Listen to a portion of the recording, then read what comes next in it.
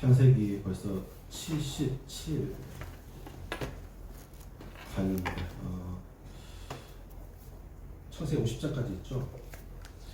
언제 끝날지 모르겠는데 아무튼 8분기까지 해봐요. 오늘은 이제 23장 1절 4절 말씀을 보려고 하는데, 본문의 말씀을 보면 사라가 이제 127세의 나이로 세상을 떠나게 되었습니다. 사라가 가나안 땅에 들어온 지 62년째이고 이때의 이삭의 나이는 37세였습니다. 바로 그의 사라가 헤브론 곧 기랏 아르바에서 죽음을 맞이하게 된 것입니다. 이 기랏 아르바라고 하는 이 이름은요, 옛 도시의 이름이고 지금은 이곳을 뭐라고 부르죠? 헤브론이라고 부르고 있습니다. 헤브론. 이 기랏 아르바라는 뜻은 이제 네 개의 도시라는 뜻인데, 그 이름이 왜 네 개의 도시라는 뜻을 가지고 있는지는 기원을 알 수 없어요. 알 수 없고, 하지만 특히 본문은 그곳이 가나안 땅임을 부차적으로 한 번 더 설명하고 있습니다. 가나안 땅은 아브라함이 약속으로 받은 땅으로 이것을 언급한 것은요, 헤브론도 그 약속의 땅에 속해 있음을 알려주고자 하는 저자의 의도가 분명히 보이고 있죠. 가나안 땅, 사라가 2절에 보면 사라가 가나안 땅 헤브론 곧 기랏 아르바에서 죽음에, 계속 강조하고 있는 것은 뭐냐면 바로 비록 약속의 땅을 받지 못했지만 사라가 죽은 곳이 바로 그 약속의 땅 가나안의 한 곳이었다라는 것을 강조하고 있습니다. 헤브론은 그리 낯선 동네가 아니죠. 아브라함에게. 아브라함은 전에 마므르에서 오랫동안 머물렀는데 거기서 소돔을 향해 가는 천사들도 만나기도 했죠. 헤브론은 마므르의 바로 옆에 있어요. 바로 근처에 있습니다. 그래서 그 지역은 아브라함이 매우 친숙한 지역이었고요. 또한 그곳 사람들도 친분이 매우 많았습니다. 특히나 이제 창세기 14장에서 조카 롯을 구하러 갈 때에 마므르의 주변의 사람들의 도움을 받아서 동방 연합 군대를 치러간 일도 있었기 때문에, 그리고 그 전쟁은 어떻게 했죠? 대승을 했죠. 대승. 이 동방 연합 군대는 가나안의 모든 왕들을 물리치고 무패 전적으로 모든 전쟁을 이겼던 군대인데, 아브라함의 집안에 있던 가령들과 이 마므르의 사람들의 몇몇 사람들의 도움을 받아서 그 무적의 군대를 쳐서 승리를 얻게 됩니다. 때문에 그 사건 이후로 아브라함은 이 마므르의 주변, 헤브론도 마찬가지지만 이 주변의 모든 사람들부터 거의 영웅과 같은 영웅, 그런 취급을 받았던 것이죠. 명성이 대단했었습니다. 즉 이곳은 아브라함이 고향을 떠나서 가장 오래 머물렀던 곳 중에 하나고요. 그의 제2의 고향이라고도 할 수 있는 장소였습니다. 그리고 이곳에서 그는 그의 가장 사랑하는 아내를 하늘로 먼저 올려보내고 있습니다. 아브라함은 시신이 안치된 곳에 들어가서 사라를 위해서 슬퍼하며 애통하였다라고 고백합니다. 본문은 슬픔과 애통, 이 두 단어를 함께 사용하고 있습니다. 이 헬라어로 슬픔은 사파드라는 말이고요. 그 다음 애통은 바카라는 말인데, 이 두 단어를 함께 사용한다는 것은 그가 얼마나 지금 사라의 죽음에 애통하고 있는지를 표현하고 있어요. 얼마나 고통스러워하고 애통하고 있는지를 이 두 단어를 함께 사용하면서 보여주고 있습니다. 거의 100년 정도를 100년 가까이 함께 지냈던 부인이었죠. 부부로서 100년을 지냈죠. 사라와 함께 했던 모든 순간들을 생각하며 애통해야 하는 아브라함의 모습은 주변 사람들에게도 매우 비통한 마음을 전해 주었을 것입니다. 죽음이 사랑하는 사람을 먼저 떠나 보내고 남아있는 사람들에게 슬픔과 애통을 주는 것은 사실 너무 당연하죠. 우리도 이미 수많은 경험들을 했을 것입니다. 우리의 기억은 사랑하는 사람과의 수많은 추억을 공유하고 있죠. 그 기억은 행복했던 모든 순간에 그 사람과 함께 있었기 때문에 더욱 가치가 있었다고 말해줍니다. 우리의 기억이 가치가 있는 것은 다른 게 아니에요. 사랑하는 사람과 행복했던 모든 순간에 함께 했었기 때문에 그 기억은 소중하고 가치 있고 행복한 것입니다. 심지어 우리가 힘들고 어려웠던 정말 고통의 가장 그 긴 터널을 지나가고 있는 그 순간들조차도 지나가고 나면 어때요? 추억이 되고 행복이 되잖아. 왜? 그 고통스러운 그곳에 누가 있었기 때문이에요? 나와 가장 사랑하는 사람이 함께 있었기 때문에.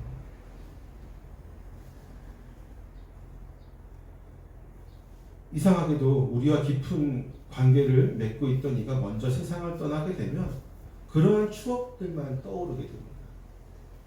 물론 그 사람과 안 좋은 기억도 많이 있겠죠, 그렇죠? 그리고 정말로 미웠던 감정도 참 많이 있을 텐데 이상하게도 장례식장에 가게 되면 그 사람과 행복했던 추억이 가장 먼저 떠오르고 그것이 가장 많이 우리를 슬프게 만드는 것 같습니다. 그래서 우리는 그 사람의 빈자리를 보면서 더욱 슬퍼하고 애통하게 됩니다. 우리 형제 이제 군대 가는데 군대 갈 때 어머니 엄청 울 거예요. 보통 그렇더라고요. 2년? 이제 2년도 아니죠. 1년 6개월 막 그렇게 되는데 저희 어머니 잘 갔다고 했는데. 그래요? 그런 어머니도 있고 옛날 뭐 바인이랑 안 가고 둘다 어머니도 많이 우시더라고요. 1년 6개월 못 보는 것도 아닌데 100일이면 볼 텐데 엄청 우세요.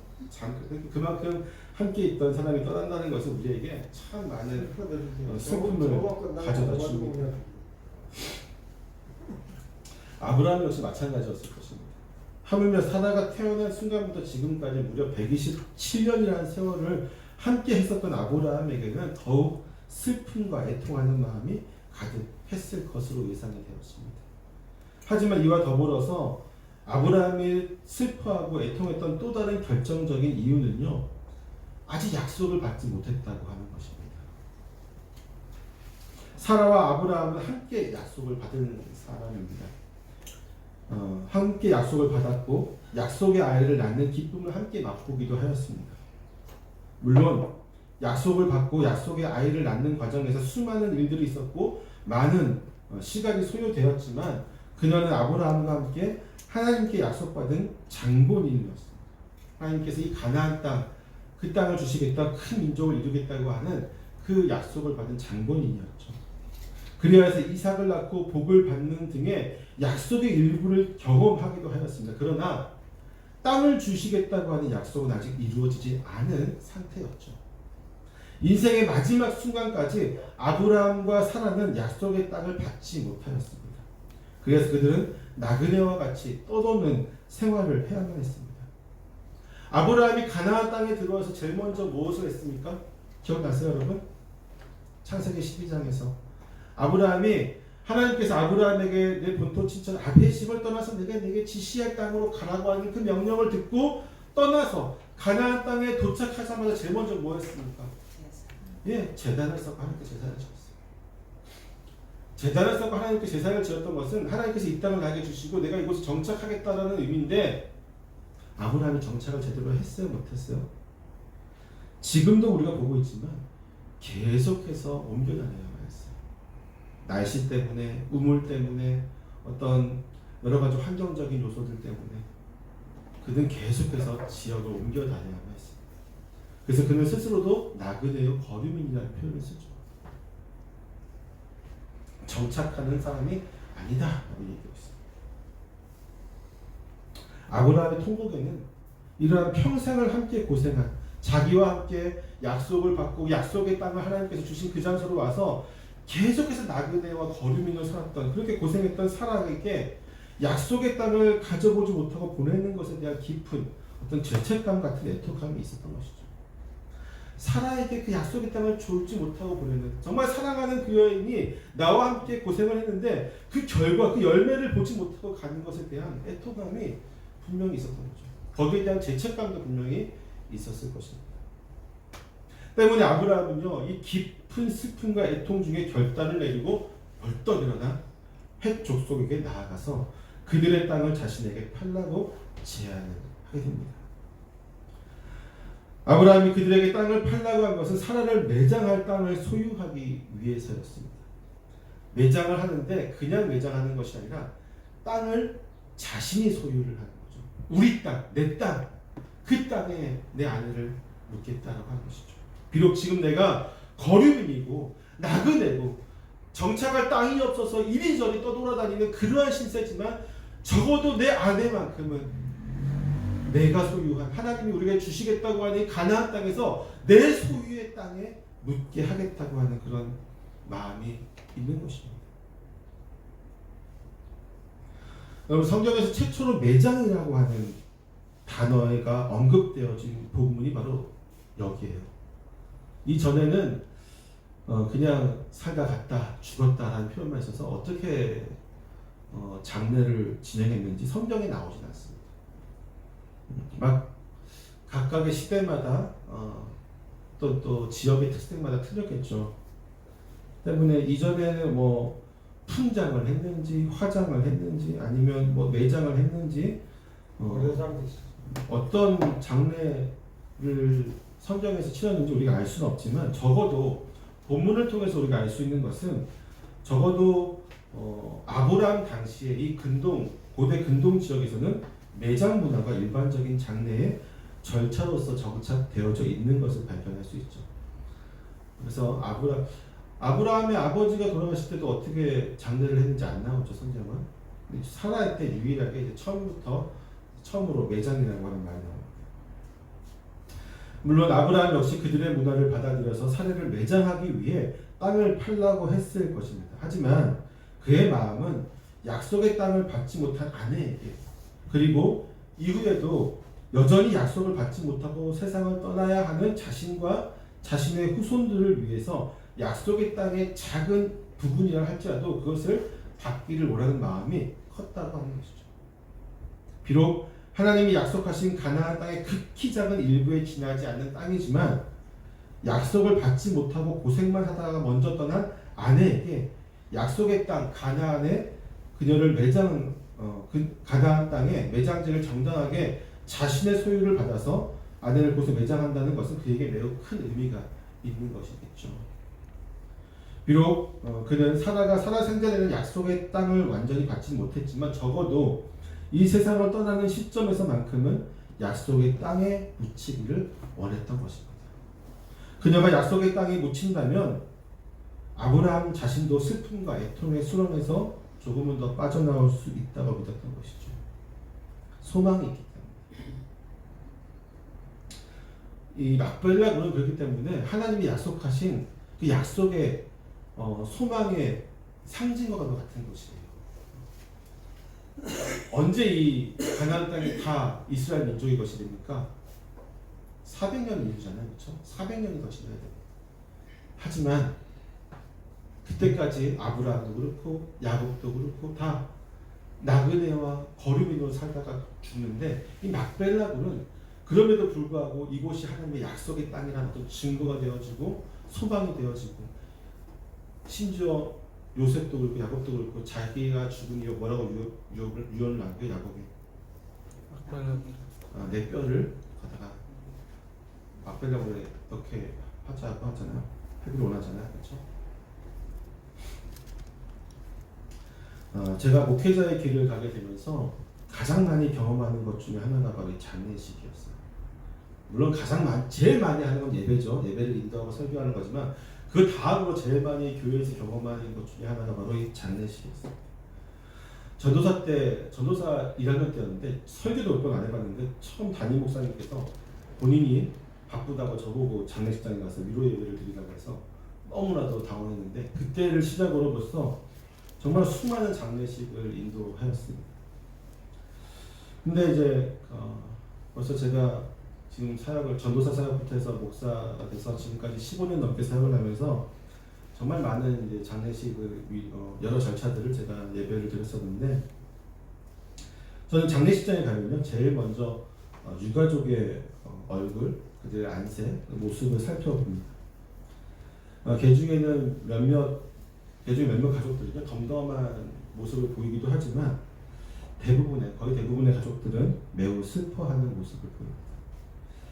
특히나 덤덤한 모습을 보이다가도 제가 예배 인도하고 가서 위로를 하게 되면 그때 갑자기 또 눈물을 막 쏟는 경우도 많이 있습니다. 그들의 슬픔에는요 먼저 떠난 이가 살아있을 때 더 잘해주지 못한 안타까움도 있을 것이고 살아있을 때 마음 아프게 한 죄책감도 있을 것입니다. 또한 함께한 모든 순간에 대한 미련 등의 감정들이 담겨서 슬픔과 애통을 하는 것입니다. 때로는 자신만 남겨두고 먼저 떠난 이에 대한 원망의 마음을 보이기도 합니다. 이러한 슬픔은 사랑하는 사람이 갑자기 떠나는 경우에 더욱 그렇습니다. 왜냐하면 이들은 사랑하는 사람이 갑자기 떠난 사람들 같은 경우는요, 이별에 대한 그 어떤 준비도 하고 있지 못한 상태에서 사랑하는 사람을 떠나보내야만 하기 때문에 너무 큰 슬픔에 빠지는 것들을 좀 보게 됩니다. 교회사에서 수많은 그리스도인들이 먼저 떠났죠. 우리보다. 그렇죠. 초대교회 당시도 마찬가지였습니다. 특히나 초대교회 당시에 여러분 어떤 줄 아세요? 당장 누가 온다고 생각했어요? 예수님이 우리가 살아있을 때 오실 거라고 생각했어요. 그래서 초대교회 성도들은 뭐라고 인사했다고요? 마라나타. 마라나타라고 인사를 했어요. 왜? 주님 금방 오신다는 것을 인사로 표현했다니까요. 근데 주님 오실 줄 알았는데 내 사랑하는 사람과 육신 가운데 하늘로 올라갈 줄 알았는데 내 사랑하는 사람이 주님 오시기 전에 먼저 죽어요. 그러니까 초대교회 그리스도인들이 엄청 슬퍼했습니다. 살아있는 상태에서 하늘나라 같이 날아가야 되는데 내 사랑하는 아내가, 내 사랑하는 남편이, 내 사랑하는 자녀가, 내 사랑하는 부모가 예수님이 아직 오지 않았는데 먼저 떠났다는 사실에 대해서 너무 슬퍼하니까 베드로가 그들에게 이런 말을 하죠. 우리 아까도 읽었지만 한 번 더 보겠습니다. 데살로니가 전서 4장 13절에서 18절입니다. 한번 같이 볼까요? 시작. 형제들아, 자는 자들의 관하여는 너희가 알지 못하면 우리가 원하지 아니하노니 이는 소망 없는 다른 이와 같이 슬퍼하지 않게 하려 합니다. 우리가 예수께서 죽으셨다가 다시 살아나심을 믿을진대 이와 같이 예수 안에서 자는 자들도 하나님이 그와 함께 데리고 오시리라. 우리가 주의 말씀으로 너희에게 주께서 강림하실 때까지 우리 살아남아있는 자도 자는 자보다 결코 앞서지 못하리라. 주께서 소령과 전투의 소리와 하나님의 나팔 소리로 친히 하늘로부터 강림하시니 그리스도 안에서 죽은 자들이 먼저 일어나고 그 후에 우리 살아남은 자들도 그들과 함께 구름 속으로 끌려올려 공중에서 주를 영접하게 하시니 그리하여 우리가 항상 주와 함께 있으리라. 그러므로 이런 말로 서로 위로하라. 베드로는 교회 안에서 예수님이 오기를 기다렸다가 예수님이 오기 전에 아직도 오지 않았는데 먼저 떠난 이들로 인해서 극심한 슬픔과 애통 가운데 빠져있는 성도들에게 너무 큰 슬픔에 빠지지 않았으면 좋겠다라고 이야기하고 있어요. 원하지 않는다. 왜냐하면 그렇게 큰 슬픔에 빠지는 것은 소망이 없는 자들이나 하는 것이지 우리가 할 것은 아니다라고 얘기하고 있어요. 즉 죽음 이후의 삶에 대한 소망이 없는 이들은 후회와 한탄과 절망 등의 더욱 슬픈 감정에 깊게 빠질 수 있지만 그리스도인은 천국과 부활이라고 하는 소망이 있기 때문에 그들과 같이 깊은 슬픔에 빠지는 것은 옳지 않다고 생각하기 때문에 저가 사역하는 가운데 어떤 일들이 있었냐면요. 여러분 그런 일도 있어요. 줄초산이라는 말 들어보셨어요? 아들이 사고를 먼저 가니까 어머니가 3일 내내 울다가 돌아가셨어요. 줄초산. 너무 큰 슬픔. 그런 경우도 봤습니다. 근데 그런 모습은 그리스도인의 모습이 아니라는 거예요. 슬퍼할 수 있죠. 그건 어쩔 수 없어. 우리 감정은 사랑하는 이를 먼저 보냈을 때 슬퍼할 수밖에 없지만 그 슬픔의 강도가 그렇게까지 갈 필요가 없다는 거예요. 왜? 다시 만날 건데. 그리고 이 떠나보낸 이가 정말 아무것도 아닌 게 아니잖아요. 천국에서 지금 있는 거고 하나님과 우리가 가장 사랑하고 가장 섬기는 가장 믿고 있는 그분과 예수 그리스도와 함께 지금 있는데 그렇게까지 슬퍼할 필요 없는 거예요. 지금 우리는 잠시 이별하는 거예요. 잠시 이별. 그 잠시 이별이 10년이 될 수도 있고 20년이 될 수 있고 그렇게 될 수 있지만 결국에 만날 거잖아. 만남이 약속되어져 있다면 그렇게까지 슬퍼할 필요가 없다라고 얘기하는 것입니다. 때문에 베드로는 그러한 마음으로 서로 위로하라고 이야기합니다. 이러한 소망으로 서로 위로함으로 깊은 슬픔에 빠지지 말고 오히려 소망함으로 주 앞에 나아갈 것을 권면하는 것이 바로 그리스도인이 사랑하는 사람을 먼저 보냈을 때 취하는 모습인 것이죠. 물론 이 땅에서의 이별이 어찌 슬프지 않겠습니까? 하지만 그 슬픔은 소망으로 덮어지게 되는 것입니다. 아브라함이 사라에게 약속의 땅을 주기 위해 슬픔과 애통함 중에서도 핵 족속에게 나아갔던 것처럼 그리스도인들은 사랑하는 사람을 먼저 떠나보낸 슬픔과 애통함 속에서도 소망을 품고 나아가요. 함께 만날 그날을 기대하면서 우리에게 주어진 그 소명을 감당해야만 하는 것이죠. 슬픔에 빠져서 모든 것을 내려놓는 것은 그리스도의 한 모습이 아닌 것이죠. 최근에 저희 동기 목사, 제 가장 친한 동기 목사 중에 한 분의 아내 사모님이 갑작스럽게 돌아가셨어요. 너무 젊은 나이에 돌아가셨기 때문에 이루 말할 수 없는 슬픔이 제 동기 목사에게 그 마음을 잠식했던 것을 보게 됩니다. 하지만 이제 몇 개월, 3개월, 4개월 지났는데 이제 새롭게 힘을 얻고 나아가려 하고 있어요.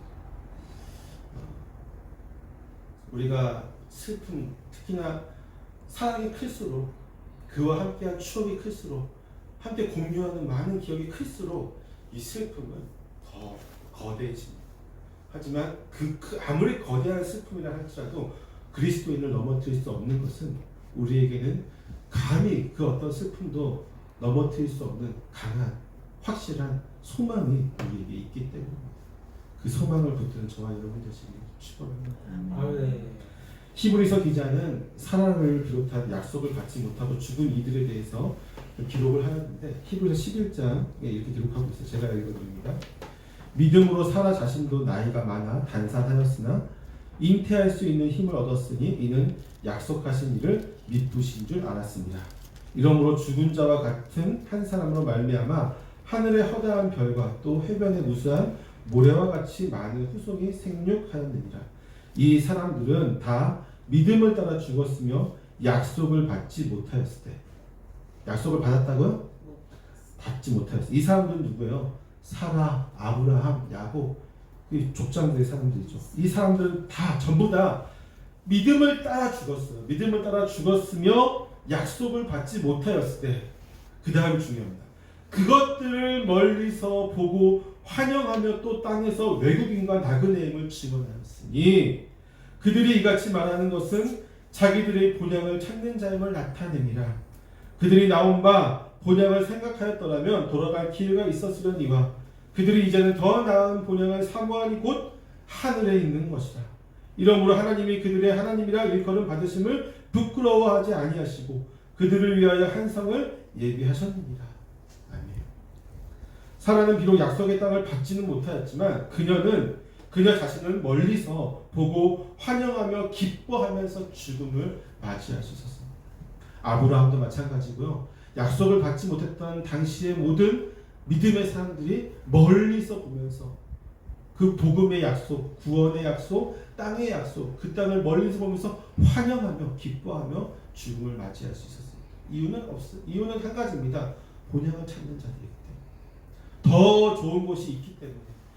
더 좋은 곳이 기다리고 있는데 이 땅에 얽매일 필요가 없기 때문이죠. 사랑하는 성도 여러분, 이제 말씀 마칩니다. 우리가 살면서 죽음은 우리가 인생과 떼야 뗄 수가 없는 것입니다. 왜냐하면 사람은 한 번 태어났으면 반드시 죽어야만 하기 때문이죠. 하지만 그것을 저 세상 사람들과 믿지 않는 사람들과 똑같은 상황에서 슬퍼하는 그런 어리석은 백성이 되지 않기를 소망합니다. 하나님은 슬픔이 그냥 슬프기를 원하세요. 죽음을 통해서 아브라함이 그렇게 슬퍼하고, 본문에 나오죠. 슬픔과 애통이라는 두 개의 단어를 사용한다고 했잖아요.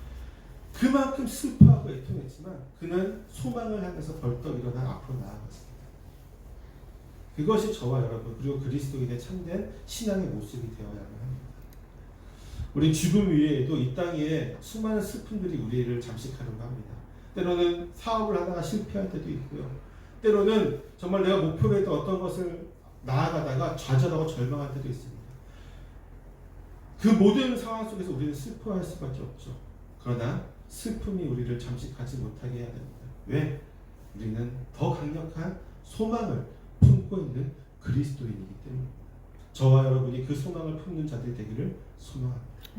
기도하겠습니다.